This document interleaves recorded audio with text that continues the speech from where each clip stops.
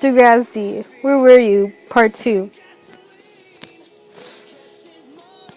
My friends and I decided to hang out after school once I got out of the hospital. I considered Jane and I to be the normal ones.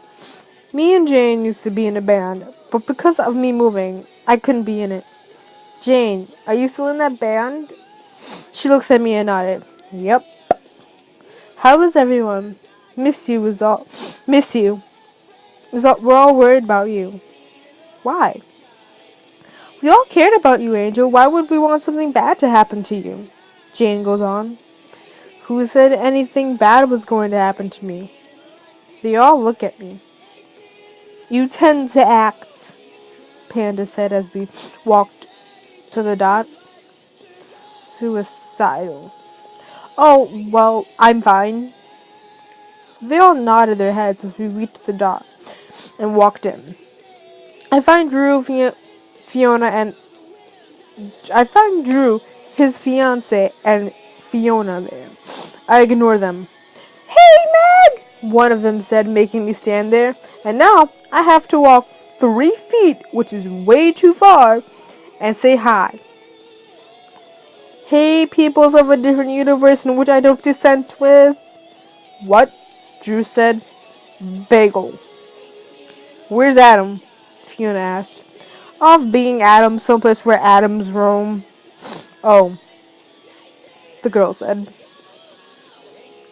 I stand there awkwardly and then leave. Someone recognizes Jane and talks to her. I sit down and begin to draw. Drew's fiance walked over to me and me. I looked up from my paper and she smiled at me and then sat down. Hi, she said. I nodded at her. What are you up to? Drawing. You like to draw? Yep. The way she talked to me wasn't like a 4-year-old, but more of just someone who was shy and hurt, kind of like the way I was. Adam says you like bagels. You want one? Yeah. May I ask you something? I sigh. Sure, shoot. What did you eat for breakfast? Bagel. Lunch? I didn't eat lunch. What do you eat on the norm? Bagels? 3 times a day? Once a day, I guess. I don't know. I eat a little.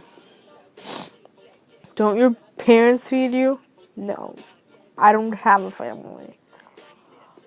Oh, okay. Well, I'm going to get you a sandwich, so I'll be right back. She got up and went across. She got up and went to the counter. Why did she want to be so nice to me? It wasn't fair. I didn't deserve it. She came back and handed me the sandwich. You like turkey? You're not my mom. Stop treating me like I'm your best friend. She rolled her eyes and left. I continued to draw. Later that day, it was late afternoon. There was a knock at the door. I see Alex go and answer it. I spent the whole day with my friends, so they wore me out. I hear mumbles, and I continue to write. You have visitors, Alex said.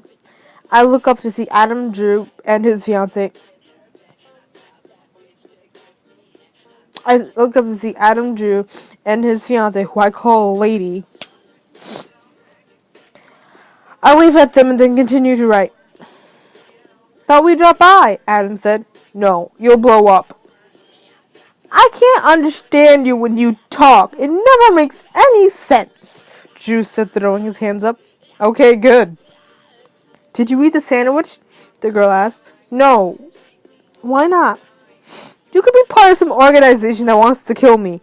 You're paranoid. She's not, Adam said. Has she been brainwashed? Has she brainwashed you into thinking that? You seriously don't think she is, do you? Drew said. A little. Why do you hate me? Drew's fiance asked. I don't hate you, just frightened why you were really nice to me. 'Cause you're like family to us. Well, stop. 'Cause I mess up everything. I mess up every family I've ever been in. There's another knock at the door. Got it, Alex says. I continue to write. Then I see Sammy, my older biological brother. Can I help you? I found you, he said and smiled. You were looking for me? Yes. Why? Who are you? Adam said. My older biological brother, I said. He nodded. I was looking for you so I could take you home. No, I said firmly. Why not? You can live with me and Nikki. Because you never were there, Sam. You never came to see me, never answered any of my calls. You knew what he did to me, and you just ignored it until this happened. He looked at me. Meg, you know I love you, right? No, I don't. I don't know. Some brother you are. I'm sorry. No, admit it, Sam. I ruined the family. Mom, Francesca, Dad, you were all bitter and happy until I was born. His face hardened. The only reason this happened is because Mom died of cancer, not because of you. And have you looked in the mirror lately? The way you look, the way you talk, the way you act, it's just like her. It's obvious why you pissed off. It's obvious it pissed off Dad. And he missed you so much he wanted to get rid of everything that reminded him of her. You and Francesca were the only ones left. It's not your fault she died. It's not your fault you almost look exactly like her. She had cancer when you were born, and she knew she wasn't going to make it. That's why we named her after you. You are a little miracle.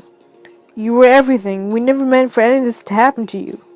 I stood there and screamed, Shut up! You weren't there! That's all. You weren't there, that's all. When I cried, when I hurt, you just weren't there to go before I called the police. He just stood there and stared at me. You rather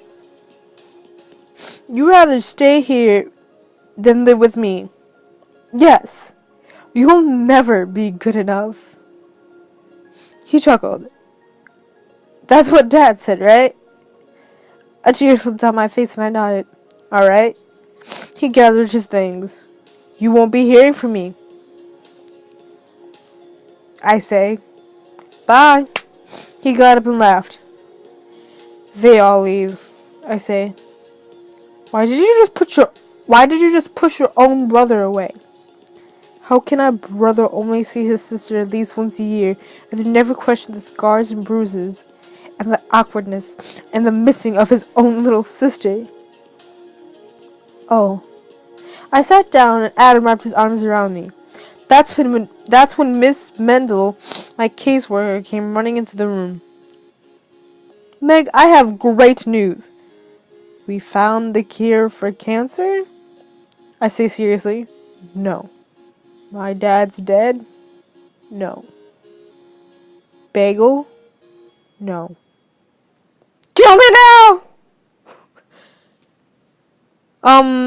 Meg? You're getting adopted.